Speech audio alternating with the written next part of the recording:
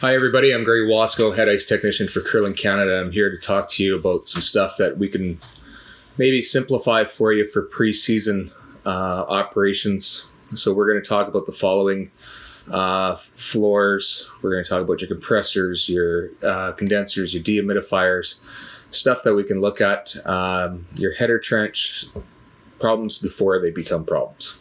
So the first thing that we're going to talk about is floor preparation. Obviously, there's a couple of types of floors out there. There's sand floors, concrete floors. When it comes to sand floors, we want to make sure that all your chairs and your sand is level. Your pipes are about 1/8 of an inch at the top of your sand.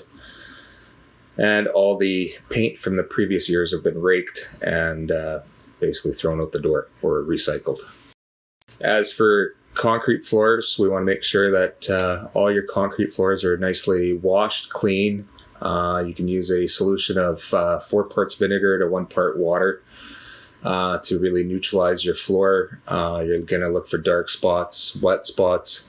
If you do have a couple of dark spots in your floor, it's usually you maybe have a brine leak, or you had a ag tractor or something out on your concrete floor during the course of the summer. So the next thing that we're going to talk about is your header trench and your brine lines. So you want to open up your header trench. You want to take a look at all your headers, the nipples coming off the header pipes. And you want to make sure that all your clamps are nicely tight. So you'd probably take a 5/16 nut driver and go along to all the clamps and replace all the ones that are broken with stainless steel.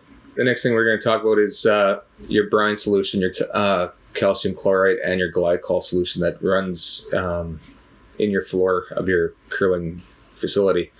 We obviously want to do a analysis of your calcium chloride to make sure the pH and the freezing point is correct, along with your glycol that's in the floor. You want to have it just slightly a little stronger than recommendations. This way that you are safe, that if you do pull down your floor to a -7 degrees Fahrenheit, that you'll be comfortable that you're not going to freeze up your chiller.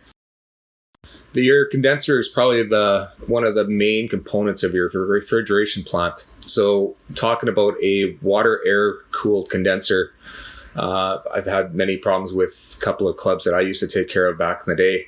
The first thing that I would do as soon as I would go in is, make sure that the water pump works, the pump that transfers water up to your condenser to cool off the heads inside the condenser. So what you want to do is first shut off your water supply from the city into the tank, because there's obviously a float system inside, and you want to drain that tank and flush out any probably scale, dirt at the bottom of the tank, make it nice and clean. And after that, you want to possibly go up to the condenser and look through the little manhole covering at the bottom of the condenser and make sure that the bottom of the condenser is nice and clean. The drain is free of debris, scale, and all that other fun stuff. You're going to follow up by going back downstairs or into your plant room and replenish the holding tank with fresh water and make sure it's nice and clean.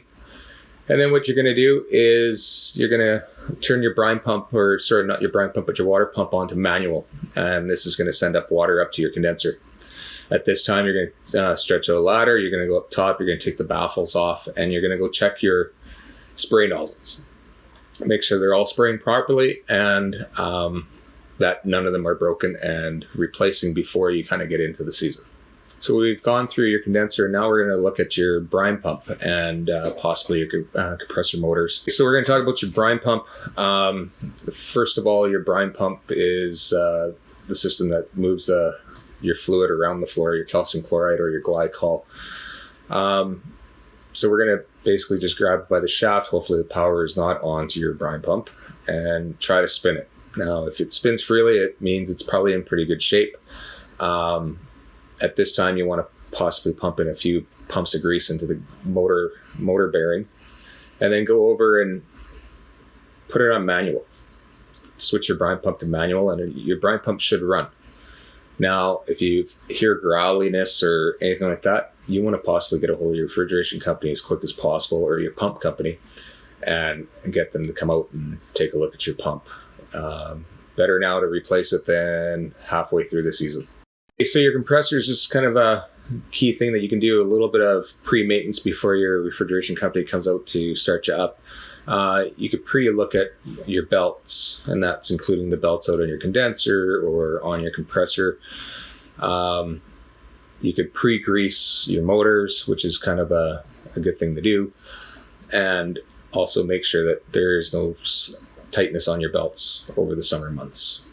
Dehumidifiers, if you're lucky enough to have some, I know there's a few rinks that are out there that can't afford dehumidifiers, but what you want to possibly do the most is seal up your building as tight as possible. Make sure there's no possible outside air to come in through underneath doors and so forth. And getting back to your dehumidifiers, this is a great time to go up and inspect the motor, the fans, obviously change your air filters on your dehumidifiers, and possibly start them up and make sure that they sound like they're supposed to. So let's just talk about the tools that you're going to need. Hopefully that you got your blades off and got them freshly ground and they're ready to go for the season. We're going to basically spend some time cleaning up the rink and get it totally ready to start installing ice. All your cleaning tools, your mops, your corn brooms, your dust pans, snow buckets, you're going to make sure that all that's ready to go.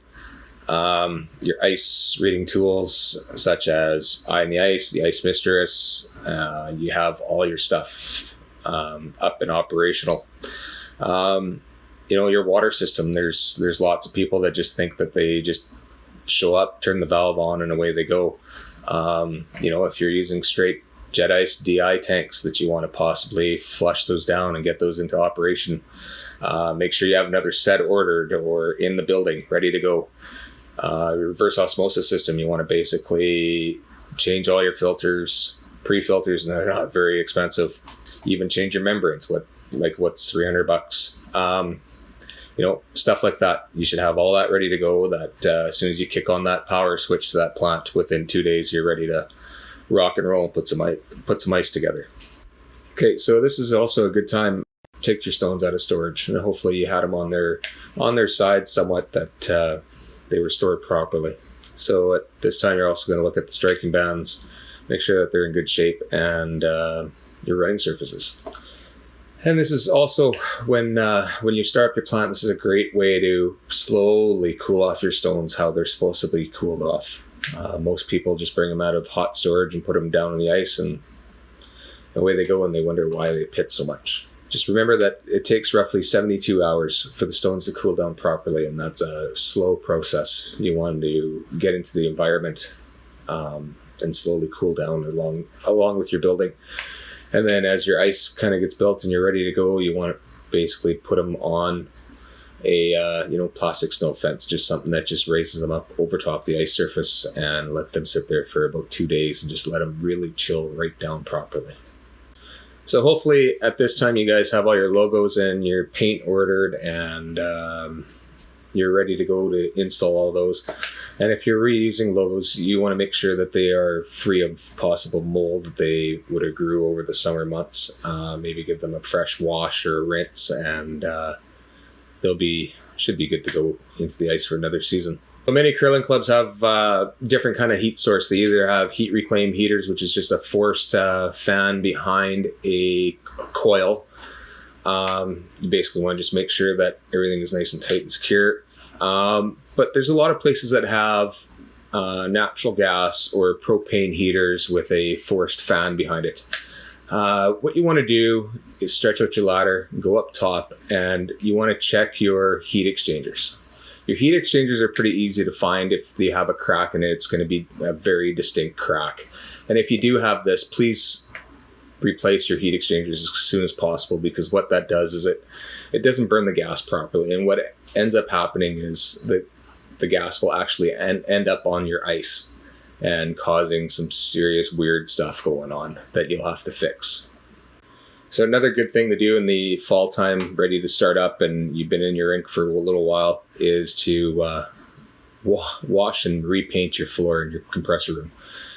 Nothing looks better to a refrigeration mechanic / inspector if they come in and your room is nice and clean. So a nice little degreaser, degrease the floor, repaint if you have to, and paint if you've never painted before. So on a safety aspect of it, before your refrigeration mechanic leaves, you want to make sure that all your automatic safeties work. That is kind of the most important part of having a licensed refrigeration mechanic come out and start your plant and shut your plant down in the springtime, is that all the automatic safeties work in your plant. Okay, so hopefully you guys enjoyed this little presentation. Tried to make it as simple as possible. If you need to get a hold of me, you can get a hold of me at 204-485-1816 or GEWASKO@mymts.net. My phone's always on. No question is a stupid question, so feel free to get a hold of me. Thanks.